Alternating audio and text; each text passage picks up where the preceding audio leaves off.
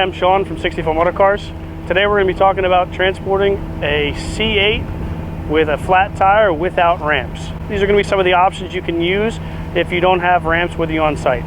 Some of the things we use is a retread. This is actually a tire. It's actually the recap of a tire. You can see on the back side here.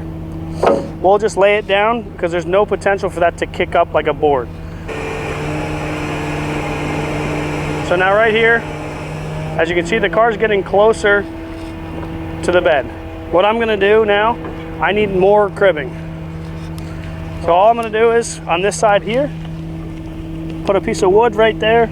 As you can see now that it's parallel with the bed, we can winch the car up onto the bed. Nice and easy. Pull it up. Now we're getting closer. So as you can see, we're getting closer, but we actually need a little bit more.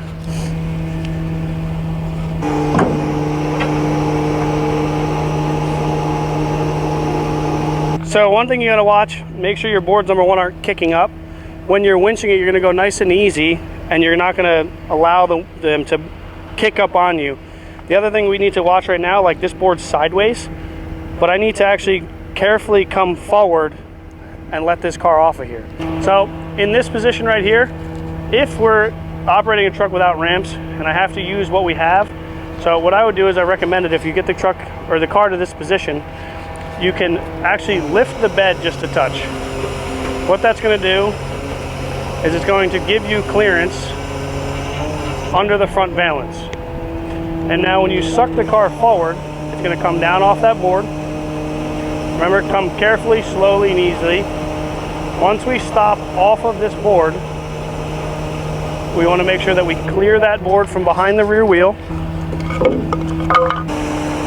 Now that we're completely clear, I'd set the bed back down on the ground